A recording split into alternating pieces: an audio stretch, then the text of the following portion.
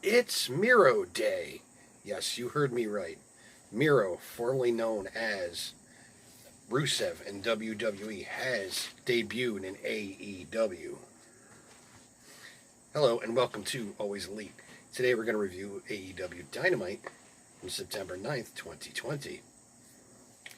Starts out outside with Jericho and MJF coming to the arena, and then they both meet and talk to Tony Schiavone.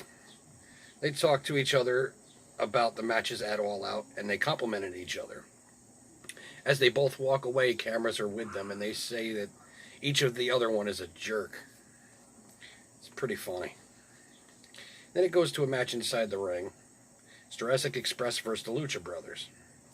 Phoenix and Jungle Boy exchange lucha moves. It's a great start. It was a great sequence of moves early on.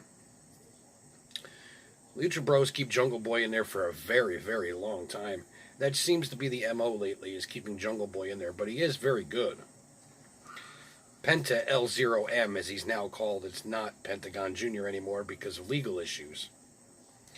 Beat up on both Jungle Boy and Luchasaurus for quite a while. Penta hits a package pile driver, but Jungle Boy kicks out. Jungle Boy then hits a destroyer and gets the win. Eddie Kingston grabs a mic and breaks up Butcher and Blade and the Lucha Bros. Penta shoves Phoenix. Can this be a breakup between the Lucha Brothers? However, Eddie keeps it all together and keeps them all right, so they'll be okay for now. I smell a breakup coming, though. And then Eddie says he was never eliminated from the Battle Royal. He said, look up the rules. I don't know. What do you think about that? Let me know in the comments. Was he officially eliminated from the Casino Battle Royal at All Out? Next, Jake talks about winning the Battle Royal, Lance winning the Battle Royal, and says that Moxley is next. Then Matt Hardy comes out to the ring to talk about All Out match and says he took a nasty fall. It was scary, but he's going to recover 100%. He says he's sorry for everyone and to his family that they all had to experience that. Says he wants to be healthy before he comes back so he can climb the ladder and obtain his first AEW championship. Now, whether that would be the TNT title or the world title, that's yet to be known. My guess is probably the world title. One last run before he disappears into the sunset. Next, it's Angelico versus Orange Cassidy. Angelico cheap shots Cassidy and puts him in an arm hold. Angelico breaking out a lot of Mexican submission early in the match. I don't remember what they called it, but it was a specific style of Mexican wrestling. Quickly, the match turns around. Orange hits one move and then a Superman punch and pins Angelico. Immediately after, Santana and Ortiz attack Orange, but best friends come out to save him. And then to challenge Ortiz and Santana to a parking lot brawl, essentially. They said, next week, why don't you meet us out in the parking lot and we can settle it there. Then Kip Sabian and Penelope come out to tell everyone who the best man will be at their wedding. And then Brian Pillman Jr. comes out. But Kip says, it's not you. And then some music hits and out walks Miro. Yes, Miro. It was amazing. It's Miro Day. Yes, it is. He says his name is Miro, and he is all elite. Because not only is he Kip's best man, he is the best man for AEW.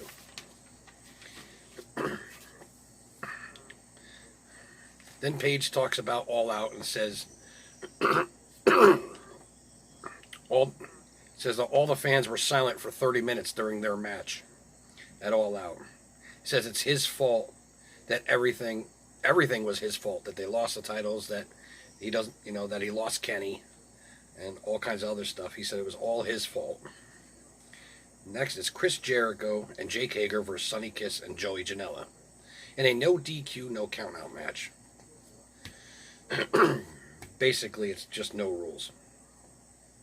Sonny and Joey beat on Jericho very early in the match. Jericho breaks out a chair and clobbers Joey. Jericho and Hager set the table up on the outside, but they don't use it right away, which is kind of odd.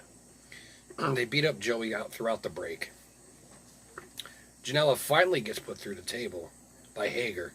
Jericho uses a fire extinguisher on Sonny as he's on the top rope ready to jump off. Hager with a choke slam and then the head and arm triangle for the win. Jericho grabs a mic and then he says he still smells after All Out from being dipped into the vat of mimosa. Says that Hager and himself are going to rack up wins and take on the tag champs and become tag team champions. So I guess that's Jericho's next venture is the tag team titles. MJF then says John cheated to win at All Out. MJF fires everyone in his campaign. He said the campaign was supposed to bring him victory and the All Elite World title. He says Wardlow, he tells Wardlow that what's going on. Wardlow looks very, very angry at this point. He also tells Wardlow that Tony Khan does not sign his paychecks, that he does. And that kind of calmed Wardlow down a little bit. And MJF walks away and Wardlow looks even angrier now. I smell a split there as well.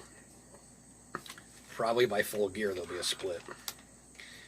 Then Moxley's on the screen and he says he saw Lance Archer out of the corner of his eye win the Battle Royal at All Out.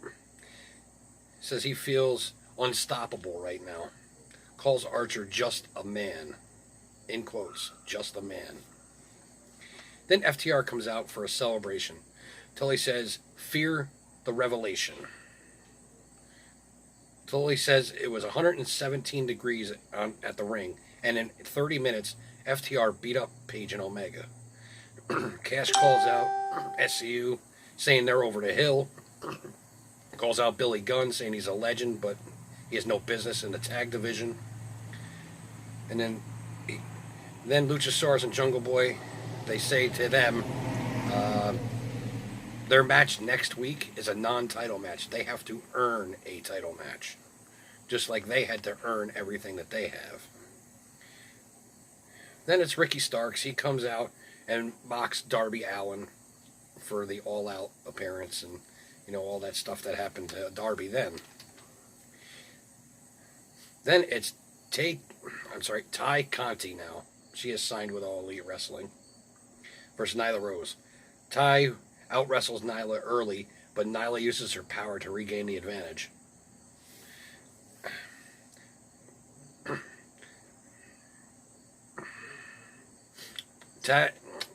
I'm never going to get her name right. It's spelled Tay, but it's Ty.